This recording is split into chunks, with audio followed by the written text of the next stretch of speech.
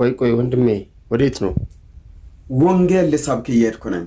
ወንጌል ምንድን ነው? ወንጌል ማለት የምስራች ቃል ማለት ነው። የእግዚአብሔር ቃል የምስራች ነው። ያዘነው የሚጽናናው የምስራችን ቃል ስትናገር ነው። የታመመው የሚፋወሰው የምስራችን ቃል ስትናገር ነው። የምስራች ቃል ማለት የበሽታ መድኃኒት ነው። የሞት መድኃኒት ነው። የታመመው የሚፋወሰው የኃጢአት ደሞዝ ሞት ነው ብሎ በሮሜ መጽሐፍ ምዕራፍ 6 ላይ እንደሚናገር በዚህ ምድር ላይ ሰው ሁሉ ኃጢአትን ስለሰራ የኃጢአት ደሞዝ ሞት ስለሆነ የናዝሬቱ ኢየሱስ ክርስቶስ ከአብ ዘንድ መድኃኒት ሆኖ የመጣው የናዝሬቱ ኢየሱስ ክርስቶስ ነው። በሱ የሚያምን ሁሉ የዘላለምን ሕይወት እንዲኖር ዘንድ አብ ልጁን ወደዚህ ምድር ልኳል። የተላካ ነው የናዝሬቱ ኢየሱስ ክርስቶስ።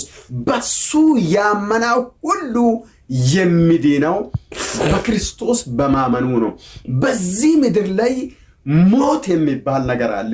ሁሉም ሰው ይሞታል። ነገር ግን ከሞት በኋላ የሚኖረው የዘላለም ሕይወት ያለው በክርስቶስ በማመን ውስጥ ብቻ ነው። በክርስቶስ ላመኑት ኮነኔ የለባቸውም ይላል። ስለዚህ ወንጌል ልሰብክ እየሄድኩ ነኝ። ያልዳኑት አሉ። ዓለም ሁሉ በክርስቶስ ስለምጠቃለል ስለዚህ ልናገር፣ ልመሰክር፣ ሊወጣ የሆንኩ አንተን አገኘው። ሌላስ የምትጠይቀኝ ጥያቄ አለ? አመሰግናለሁ። ምንም የለም። ስለዚህ ምንም ከሌላ እኔ ጋር አለ።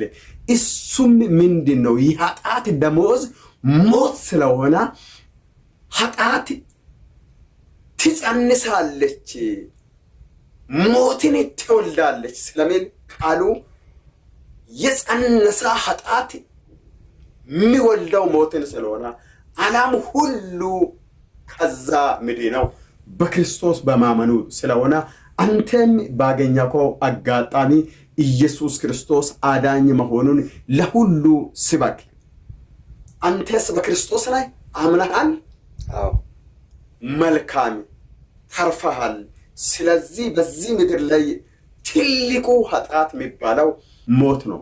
የተወደዳችሁ የአባቴ ብሩካኖች በዚህ ስፍራ ላይ ይሄን እየሰማችሁ ያላችሁት ሁላችሁም ኢየሱስ ክርስቶስ ያድናል፣ ይወዳል፣ ይታደጋል። በዮሐንስ ወንጌል ምዕራፍ 3 ከቁጥር 16 ጀምሮ ስናገር በእርሱ የሚያምን ሁሉ የዘላለምን ሕይወት እንዲኖር ነው እንጂ እንዳይጠፋ እግዚአብሔር አንድያው ልጁን እስኪሰጥ ድረስ ዓለምን እንዲሁ ወደዋል ካለ በኋላ ዓለም በልጁ እንዲድን ነው እንጂ በዓለም እንዲፈርድ እግዚአብሔር አንድያው ልጁን ወደዚህ ዓለም አላከውም ስለሚል ቃሉ